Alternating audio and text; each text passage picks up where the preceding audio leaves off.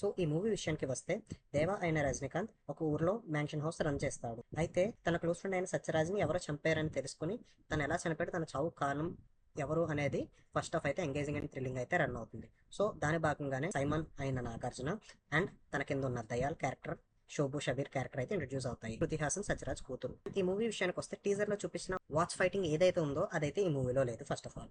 And ఈ movie విషయానికి వస్తే, ఫస్ట్ ఆఫ్ మంచి ఎంగేజింగ్ అండ్ థ్రిల్లింగ్ గా బాగా అయితే రన్ చేశారు. నాగార్జున క్యారెక్టర్ వచ్చేసి stylish and vintage charisma look తో అయితే డిజైన్ చేశారు. లేకపోతే మూవీలో ఫస్ట్ ఆఫ్ కన్నడ యాక్టర్ అయిన రచితారాం అక్కడక్కడ ఉన్న సెకండ్ హాఫ్ లో తన స్క్రీన్ ప్రెజెంట్ కి అందరూ ఆశ్చర్యపోవాల్సిందే. ఇంటర్వెల్ బ్యాంగ్ లో వింటేజ్ రజనీకాంత్ స్టైల్ అయితే చూపిస్తారు. ఇకపోతే second half Aamir Khan and Upendra అయితే ఉండడం జరిగింది. అమీర్ ఖాన్ వచ్చేసి క్లైమాక్స్ పార్ట్ లో రావడం జరుగుతుంది. అండ్ ఉపేంద్ర వచ్చేసి సెకండ్ హాఫ్ మిడ్ పార్ట్ లో అయితే రావడం జరుగుతుంది. ఉపేంద్ర గారికి ఇంకా కొన్ని సీన్స్ అండ్ డైలాగ్స్ అయితే ఉంటే బాగున్నాయి అయితే అనిపించింది. బట్ డ్యూరేషన్ వల్ల ఏమో గానీ ఆయనకి స్క్రీన్ ప్రెజెంట్ చూసుకున్నట్టయితే కనుక 10 to 12 minutes అయితే కనుక ఉపేంద్ర గారు స్క్రీన్ మీద కనిపించడం జరిగింది. సో అండ్ ఓవరాల్ గా చూసుకుంటే కనుక ఫ్లాష్ బ్యాక్ లో రజనీకాంత్ ని డిఏజింగ్ చేసి చాలా బాగా ప్రెజెంట్ చేశారు.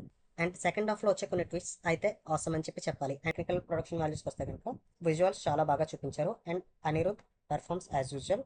అండ్ ఒక రివెంజ్ స్టోరీకి తన ఫ్లాష్ బ్యాక్ సీన్స్ హైలైట్ చేసి అద్భుతంగా ప్రెజెంట్ చేయడంలో లోకేష్ కనకరాజ్ సక్సెస్ అయ్యారు అని చెప్పి చెప్పాలి. అండ్ ఈ మూవీ ఫ్యాన్స్ కి అయితే బెస్ట్ మూవీ అని చెప్పి చెప్పాలి. Thank you for watching.